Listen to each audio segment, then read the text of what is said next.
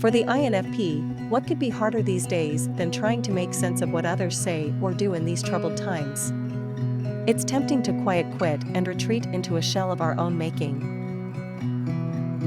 With introverted feeling in the lead position, followed by extroverted intuition, the iNFp faces a unique challenge not faced by other types. The tension of pushing outward to elaborate value while pulling inward to authenticate feeling is an ongoing challenge for the iNFp. One that doesn't always feel comfortable. One that can cause needless stress and pressure. One that can bring fear, doubt, worry, and dread.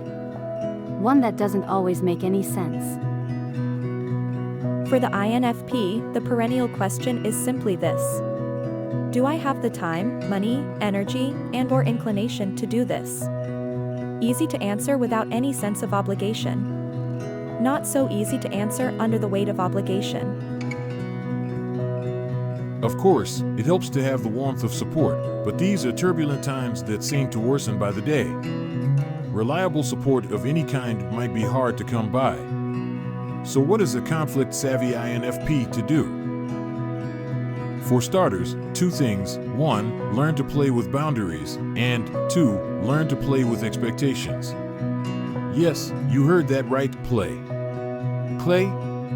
Play. Here are a few quick tips to enhance your play with clay. The conflict-savvy iNFp can hold space for emotion without feeling responsible for fixing it.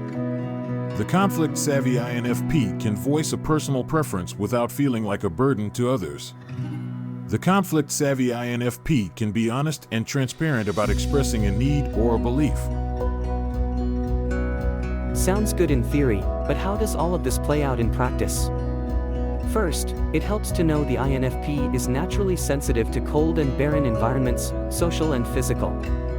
The iNFp is naturally sensitive to criticism delivered with a mean tone. The iNFp is especially sensitive to those who behave like robots, puppets, or zombies. Dreadful, to say the least. Of course, it helps to be vulnerable, but we all know that vulnerability can be crushed under the weight of blame and shame. And yes, it helps to be invulnerable, but we all know that this can isolate us even more, both from ourselves and from others. Can anyone say, double bind?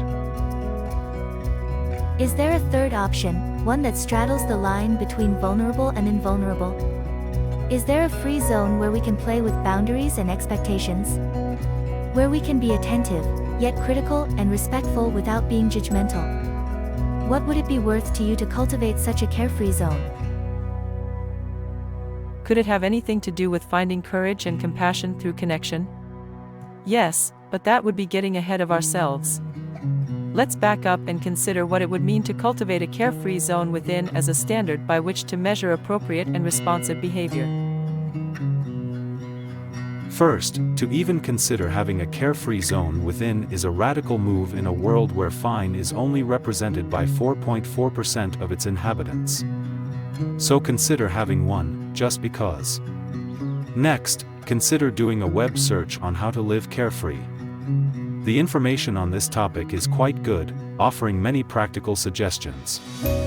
Finally, realize that the carefree zone will have a different look and feel from one iNFp to the next, and this is as it should be, for are we all not unique in our own way?